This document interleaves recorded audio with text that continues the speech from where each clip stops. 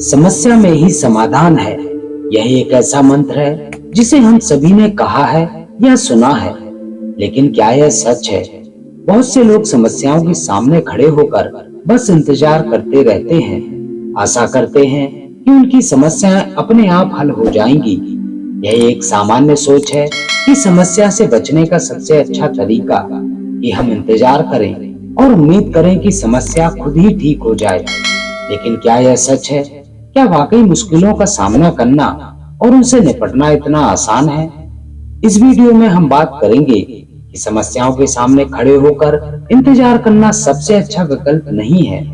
हम आपको सिखाएंगे कि समस्याओं का सामना करना उन्हें हल करने का सही और प्रभावी तरीका है।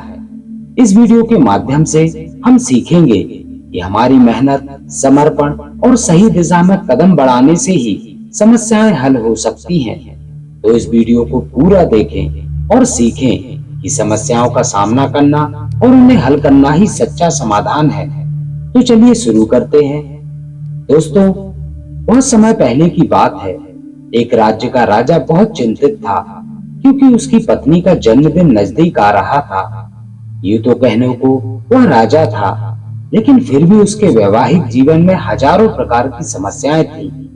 परंतु राजा जन्मदिन पर अपनी पत्नी को एक ऐसा उपहार देना चाहता था कि जिससे उसके जीवन में जो दुख है वह कम से कम उस दिन के लिए तो दूर चले जाए। वह अपनी पत्नी को खुश करना चाहता था, किंतु आपने देखा होगा कि यह कार्य बहुत ही मुश्किल है, क्योंकि हम आज तक किसी को खुश नहीं कर पाए। हम चाहे लाख कोशिश क्यों ना कर लें, लेकिन हम कभी किसी को खुश नहीं कर पाते, क्योंकि वह खुशी हमारे पास नहीं है और ना ही सामने वाले के पास है। जो हमारे पास है ही नहीं, वह हम किसी को कैसे दे सकते हैं? अर्थात अगर आपको किसी दूसरे को खुशी देनी है तो सबसे पहले आपको खुश होना होगा, आपको खुश महसूस करना होगा। अर्थात वह खुशी आपके पास होनी चाहिए, तभी तो आप किसी और को खुश रख सकते हैं। एक दिन राजा ने सभी दरबारी को दरबार में उपस्थित होने का आदेश दिया और साथ ही साथ सभी मंत्री गण भी वहां पर उपस्थित थे। तभी राजा ने सभी से सुझाव मांगा कि आखिर वह किस प्रकार अपनी पत्नी को उसके जन्मदिन पर खुश कर सकता है। आखिर वह उन्हें कैसा उपहार दे जिस कारण राजा की पत्नी खुश हो सके। वहां पर उपस्थित सभी लोग अपने मन की बातें राजा से बताते हैं, परंतु राजा को वहां पर उपस्थित किसी भी व्यक्ति का कोई भी सुझाव पसंद नहीं आया। एक दिन शाम के वक्त राजा अपने रथ से कहीं जा रहा था। तभी रास्ते में उसने एक बहुत ही सुंदर मूर्ति देखी। वह मूर्ति बहुत ही सुंदर और आकर्षक थी। उसे देखकर ऐसा प्रतीत होता था मानो उस मूर्ति में जान हो। उस मूर्ति को देखकर राजा बहुत प्रसन्न हुआ और वह तुरंत ही मूर्तिकार के पास पहुंचा। राजा उस मूर्तिकार से कहता है, तुम तो बहुत बड़े कलाकार हो, तुम्हारी मूर्तियों में जान नजर आती है। ऐसा प्रतीत होता है कि तुम्हारी मूर्तियां जीवित हैं। हम तुम्हारी मूर्तियों को देखकर बहुत प्रसन्न हैं। हम चाहते हैं कि तुम्हारी सारी मूर्तियां हमारे दरबार में शामिल हों। यह सुनकर वह मूर्तिकार बहुत प्रसन्न हुआ, जैसे उसे कोई खजाना मिल गया हो। लेकिन तभी राजा ने उस मूर्तिकार से एक और बात कही, देखो, मैं चाहता हूं कि तुम मेरे दरबार में शामिल हो जाओ, किंतु उससे पहले तुम्हें हमारे लिए हमारी रानी की एक ऐसी मूर्ति बनानी होगी जिसे देखकर वह खुश हो जाए और अपने सारे दुख दर्द भूल जाए। और यदि तुम ऐसा ना कर सके तो मैं तुम्हारा सर धड़ से अलग कर दूंगा। राजा के मुख से यह बात सुनकर मूर्तिकार घबरा गया, उसके पसीने छूट गए। वह राजा को मना भी करे तो कैसे, इसलिए उसने ना चाहते हुए भी राजा को स्वीकृति दे दी। राजा उस मूर्ति की बात सुनकर बहुत प्रसन्न हुआ और वह वापस महल लौट आया। लेकिन उधर दूसरी तरफ जो मूर्तिकार अब तक बहुत प्रसन्न था, जो अपने मन से मूर्तियां बनाया करता था, जो हमेशा खुश रहता था, अब वह दुखी हो गया था। वह गहरे दुख में चला गया था। वह डर के कारण रानी की मूर्तियां बनाना शुरू करता है, परंतु जो भी मूर्ति बनाता उस मूर्ति को देखकर ऐसा प्रतीत होता मानो वह मूर्ति बहुत दुखी है। उसे किसी प्रकार का कोई दुख है। एक के बाद एक उसने कई सारी मूर्तियां बना डाली, परंतु कोई भी मूर्ति ऐसी नहीं थी जिसे देखकर कोई भी खुश हो सके, जिसे देखकर यह प्रतीत हो कि मानो उस मूर्ति में जान है और वह मूर्ति देखकर कोई भी अपना दुख दर्द भूल जाए। और यह इस कारण हो रहा था क्योंकि मूर्तिकार भीतर से बहुत दुखी था, जो उसकी मूर्तियों के रूप में साफ और स्पष्ट नजर आ रहा था। राजा ने उस मूर्तिकार को 1 सप्ताह का समय दिया था, किंतु 4 दिन तो उसने यूं ही व्यर्थ कर दिए। अब उसके पास केवल 3 दिन का ही समय बचा था, जिसके बारे में सोच सोच कर उस मूर्तिकार का गला सूखा जा रहा था। डर के कारण अब उसके हाथ पैर भी काम करना बंद कर चुके थे। उसके हाथ से हथौड़ी और छेनी तक नहीं चल रहे थे और उसे अपना भविष्य साफ नजर आ रहा था। उसे नजर आ रहा था कि राजा उसे मृत्यु दंड दे रहा है। उसके बाद उसके परिवार का क्या होगा, उसके परिवार को कौन संभालेगा, यह सोच सोच कर उस मूर्तिकार का मन बैठा जा रहा था। तभी उसने एक योजना बनाई। वह अपने परिवार को साथ लेकर रात में ही गांव छोड़कर चला जाएगा। यह सोचकर वह तुरंत घर लौटा। उसने सारा सामान बांधा, अपनी पत्नी और बच्चों को भी तैयार किया। वह जैसे ही घर से निकलने वाला था कि तभी उसने देखा कि राजा के सिपाही वहां पर तैनात हैं। यह देखकर मूर्तिकार और भी घबरा गया। वह समझ नहीं पा रहा था कि क्या करे। यदि वह यहाँ से भागने की कोशिश करता है और पकड़ा जाता है तो राजा उसके साथ साथ उसके परिवार को भी मृत्यु दंड दे देंगे। वह कुछ समझ नहीं पा रहा था। तभी वह जमीन पर बैठ गया और रोने लगा और अपनी पत्नी से कहता है, अब से तुम्हें बच्चों का ख्याल रखना होगा। मेरा और तुम्हारा साथ यहीं तक था, क्योंकि राजा ने जिस प्रकार की मूर्ति का मुझे आदेश दिया है, मैं उस प्रकार की मूर्ति नहीं बना पा रहा हूँ, जिस कारण राजा मुझे मृत्यु दंड दे देंगे। वह मेरा सर धड़ से अलग कर देंगे और उसके बाद तो तुम्हें ही बच्चों का ख्याल रखना होगा। इतना कहकर वह जोर जोर से फूट फूट कर रोने लगा। देखते ही देखते रात बीत गई और अगले दिन सुबह सुबह उस मूर्तिकार के दरवाजे पर एक गुरु भिक्षा मांगने आए। मूर्तिकार ने उन्हें भिक्षा लाकर दी तो मूर्तिकार बहुत परेशान लग रहा था, जिसे देखकर गुरुवर उस मूर्तिकार से कहते हैं, बेटा, हमारे जीवन में दुख और सुख तो आते ही रहते हैं। हमारे जीवन में दुख और समस्याएं तो होती ही हैं, किंतु इन समस्याओं, इन दुखों का समाधान और निवारण भी होता है, परंतु हम केवल दुख और समस्याएं ही देखते हैं। उन दुख और समस्याओं के पीछे छिपे निवारण और समाधान को हम नहीं देख पाते। यदि तुम ध्यान से देखोगे तो हर समस्या का समाधान है और हर दुख का निवारण भी है। मैं यह अच्छी तरह से जानता हूँ कि तुम यहाँ से अपनी पत्नी और बच्चों को लेकर भाग जाना चाहते थे, किंतु ऐसा नहीं हो सका। उस मूर्तिकार ने जब गुरु के मुख से यह बातें सुनी तो वह उनके चरणों में जा गिरा और हाथ जोड़कर उन गुरुवर से कहता है, हे गुरुवर, आप ही बताइए मैं क्या करूं। राजा ने मुझे मूर्ति बनाने का आदेश दिया है, किंतु मैं चाहकर भी मूर्ति नहीं बना पा रहा हूँ। यदि मैंने मूर्ति नहीं बनाई तो राजा मुझे मृत्यु दंड देंगे और उसके बाद मेरे परिवार का क्या होगा, उनका ख्याल कौन रखेगा। तभी गुरुवर उस मूर्तिकार से कहते हैं, बेटा, आंख बंद कर लेने से कुछ नहीं होने वाला, क्योंकि दुख और समस्या तो वहीं की वहीं खड़ी रहेगी। ध्यान देने और कर्म करने से सब कुछ बदला जा सकता है। यदि तुम केवल आंख बंद करके यह सोचोगे कि तुम्हारी समस्याएं चली जाएंगी तो ऐसा कभी नहीं होगा। इतना कहकर उन गुरुवर ने उस मूर्तिकार के कानों में कुछ कहा और उसके बाद वे वहां से चले गए।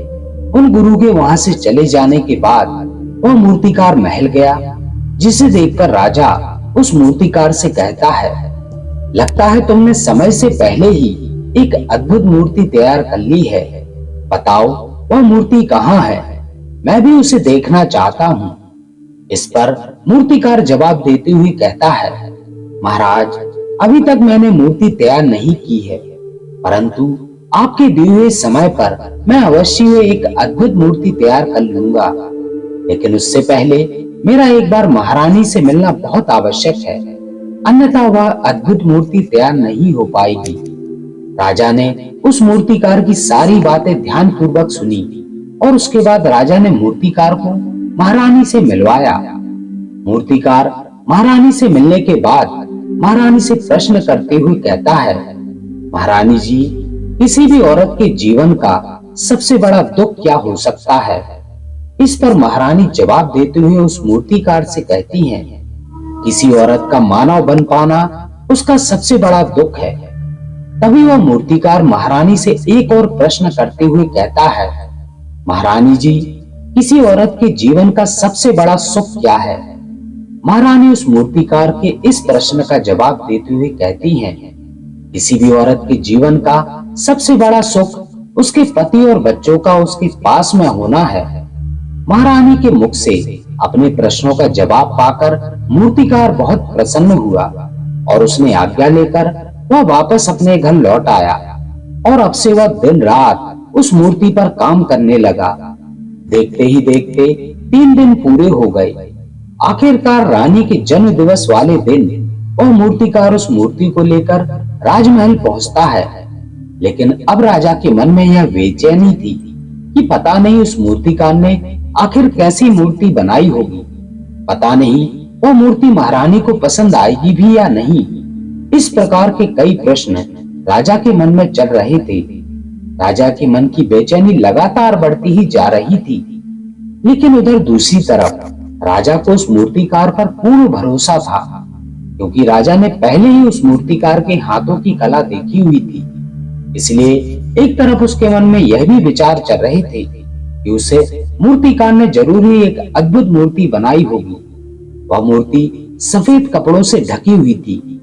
तभी राजा ने उस मूर्ति को इशारा करते हुए रानी से कहा, यह आपका जन्म दिवस का तोहफा है, इसे कबूल कीजिए। उसके बाद रानी ने अपने हाथों से उस मूर्ति का वह कपड़ा हटाया और उस मूर्ति को देखते ही रानी की आंखों से आंसू बहने लगे। और यह देखकर राजा को ऐसा प्रतीत हुआ कि मानो महारानी को यह मूर्ति पसंद नहीं है। इसलिए राजा ने तुरंत ही क्रोधित होकर अपने सिपाहियों को आदेश दिया और उस मूर्तिकार को बंदी बनवा लिया। लेकिन तभी महारानी राजा से कहती हैं, रुकिए, इस मूर्तिकार ने तो मेरा दुख और सुख एक ही मूर्ति में निकाल दिया है। इस मूर्ति में मेरे पति मेरे साथ हैं और मेरे हाथों में मेरा बच्चा है। इससे सुंदर मूर्ति मैंने आज तक नहीं देखी। यह बहुत ही लाजवाब है, अद्भुत है। इससे सुंदर तोहफा मेरे लिए और कोई नहीं हो सकता। काश ऐसा मेरे जीवन में वास्तव में हो जाए। मेरे पति भी मेरे साथ हों और मेरे हाथों में मेरा बच्चा हो। महारानी की यह सारी बातें सुनकर और मूर्तिकार को देखकर राजा को अपनी गलती का एहसास हुआ। राजा अपनी प्रजा और अपने साम्राज्य की देखरेख में इतना व्यस्त रहता था कि वह कभी अपनी पत्नी को समय नहीं दे पाता था, जिस कारण राजा की आंखों से आंसू बहने लगे और दरबार में उपस्थित सभी लोग यह मूर्ति देखकर हैरान। आज तक किसी ने भी ऐसी सुंदर और जीवित मूर्ति नहीं देखी थी जिसमें सुख और दुख एक साथ नजर आ रहे हों। इसके बाद उस राजा ने उस मूर्तिकार को रिहा करवाया और उसे ढेरों इनाम दिए और अपने राज्य दरबार में जगह भी दी। किंतु उस मूर्तिकार ने इनाम तो स्वीकार कर लिए, परंतु राज दरबार में उसने जगह नहीं ली और हाथ जोड़कर राजा से कहता है, हे महाराज, मेरी आपसे विनती है, आपने मुझे चेतावनी दी थी, यदि मैं मूर्ति नहीं बना सका तो आप मुझे मृत्यु दंड देंगे। किंतु मैं आपसे बस इतना कहना चाहता हूँ, हम में से चाहे कोई भी प्राणी क्यों ना हो, सभी के प्राण उतने ही कीमती हैं जितना कि आपके या महारानी के हैं। इसलिए किसी को भी बिना दोष के दंड नहीं देना चाहिए। मेरी पत्नी ने मुझसे कहा था कि राजा की दोस्ती और दुश्मनी दोनों ही अच्छी नहीं है, इसलिए मुझे आपके दरबार में कोई स्थान नहीं चाहिए। मैं अपनी छोटी सी दुनिया में ही बहुत खुश हूँ। मैं अपने छोटे से परिवार के साथ बहुत खुश हूँ। मैं आज तक जो करता आया हूँ मुझे वह पसंद है और मैं पूरे जीवन काल वही करना चाहता हूँ। मैं जैसा हूँ, जिस हाल में हूँ, मुझे बहुत प्रसन्नता है कि मैं आज इतना खुशहाल इंसान हूँ। अब मुझे आज्ञा दीजिए महाराज। इतना कहकर वह मूर्तिकार वहां से चला गया। दोस्तों, इस प्रकार हमारे जीवन में भी बहुत बड़े बड़े संकट और दुख आते जाते हैं, किंतु वास्तव में तो वह दुख और संकट हमें कुछ सिखाने के लिए ही आते हैं, किंतु हम तो केवल उन दुख और समस्याओं को ही देखते रह जाते हैं। हम उनका निवारण खोजने का तनिक भी प्रयास नहीं करते, और जब हम दुख के समय क्रोध करते हैं तो हम वास्तविकता में अपना ही नुकसान कर लेते हैं। जो व्यक्ति समझदार होते हैं वो अपने दुख और परेशानियों से यह सबक सीख लेते हैं कि उन्हें विषम परिस्थितियों में शांत रहकर उन दुखों का निवारण करना चाहिए, उन समस्याओं का समाधान करना चाहिए। किंतु हम में से अधिकांश लोग यह नहीं सीख पाए, और वे लोग दुख और परेशानियों के समय क्रोधित हो ही जाते हैं। वह इस बात को अच्छी तरह से जानते हैं कि हमें दुख और समस्या के समय शांत रहना चाहिए और उनका समाधान खोजने का प्रयास करना चाहिए, किंतु हम बार बार वही गलती दोहराते हैं। जब भी हमारे सामने कोई विषम परिस्थिति उत्पन्न होती है तो हम बार बार क्रोधित हो जाते हैं, और क्रोध में आकर हम अपना ही नुकसान कर लेते हैं। किंतु क्रोध में हम कभी भी कोई चीज सीख नहीं सकते। क्रोध में हमारा मस्तिष्क काम करना बंद कर देता है, और उसे केवल वह स्थिति नजर आती है, वह समय नजर आता है जो उसके खिलाफ है, और जो जीवन के दुखों से, इन समस्याओं से कुछ सीख नहीं पाता, ऐसा व्यक्ति पूर्ण रूप से एक दलदल में फंसे हुए इंसान की तरह है, जो परिस्थितियों के दलदल में कुछ इस प्रकार फंस चुका है कि वह वहां से निकल ही नहीं सकता। फिर चाहे वह कितना ही हाथ पैर क्यों ना मान ले, और जितना हाथ पैर मारेगा वह उतना ही उस दलदल में फंसता चला जाएगा। जबकि आपको हाथ पैर ना मारकर बल्कि शांत रहकर अपने मस्तिष्क का प्रयोग करना चाहिए, और यह सोचना चाहिए कि इस दुख, इस समस्या और इस विषम परिस्थिति का समाधान क्या हो सकता है। किंतु आप तो अपने आप को पहले से ही दलदल में डाल चुके हैं, और ऐसी स्थिति में आप बाहर निकलने के बारे में ना सोचकर लगातार और हाथ पैर मारकर आप अपने आप को उस दलदल में और भी नीचे डुबाते जा रहे हैं। तो ऐसी स्थिति में आप भला उस समस्या, उस स्थिति का सामना कैसे करेंगे, वहां से बाहर कैसे निकलेंगे? और वहीं पर जो व्यक्ति थोड़े भी जागृत हैं, जो दुख और समस्या का निवारण और समाधान खोजने में वास्तव में अपना समय लगाते हैं, वे यह जानते हैं कि निवारण और समाधान एक हीरे की तरह है, एक हीरे की खान की तरह है।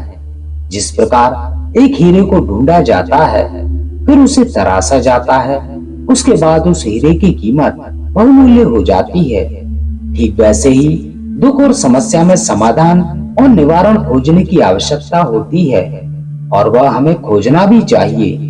और जब आपको मिल जाते हैं तब आपको ऐसी संपदा मिलती है, एक ऐसी समझ, एक ऐसा विश्वास, एक ऐसी शक्ति मिलती है कि उसके बाद आपके सामने जब भी कोई समस्या या कोई परेशानी आती है तो आप अकेले नहीं होते, बल्कि आप यह समझ जाते हैं कि यह विषम परिस्थिति आपको कुछ सिखाने आई है, और आप उसका डट कर सामना करते हैं। उससे वह सारी चीज सीखते हैं जो वह आपको सिखाना चाहती है, और उसके बाद आप और भी मजबूत होते चले जाते हैं।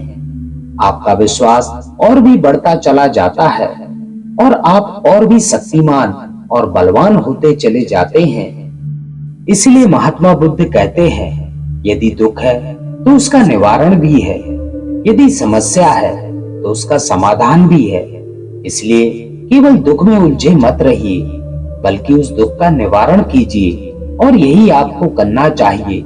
केवल हाथ पे हाथ धरे बैठे रहने से या फिर यूं ही समय को व्यर्थ गंवाने से आपको कभी भी उसका निवारण नहीं मिलेगा, बल्कि जितना आप उस दुख और समस्या से अपनी जान छुड़ाकर भागने की कोशिश करेंगे, उतनी ही तीव्रता से वह आपके पीछे भागेगी, और जैसे जैसे समय बीतता जाएगा वह दुख और समस्या और भी विकराल रूप ले लेगी, और तब उसका सामना करना और भी मुश्किल हो जाएगा। इसलिए यदि कोई दुख और समस्या अभी आपके सामने है तो उससे लड़िए, डटकर सामना कीजिए, उससे सीखिए और निवारण कीजिए। दोस्तों, आपने आज के इस वीडियो में क्या सीखा, वह मुझे कमेंट बॉक्स में कमेंट करके जरूर बताएं। इसी के साथ उम्मीद करते हैं कि आपको आज की वीडियो पसंद आई होगी। तो मित्रों, यदि वीडियो पसंद आई हो तो इस वीडियो को लाइक जरूर करें और अपने प्रियजनों में शेयर करना ना भूलें। इसके साथ ही जो भी मित्र हमारे चैनल पर नए हैं, वे चैनल को सब्सक्राइब जरूर करें और बेल आइकन प्रेस करके ऑल करें, ताकि आगे आने वाली वीडियोस की नोटिफिकेशन आपको समय पर मिलती रहे। तो मित्रों, यहाँ तक बने रहने के लिए आपका बहुत बहुत धन्यवाद। नमो बुद्धाय।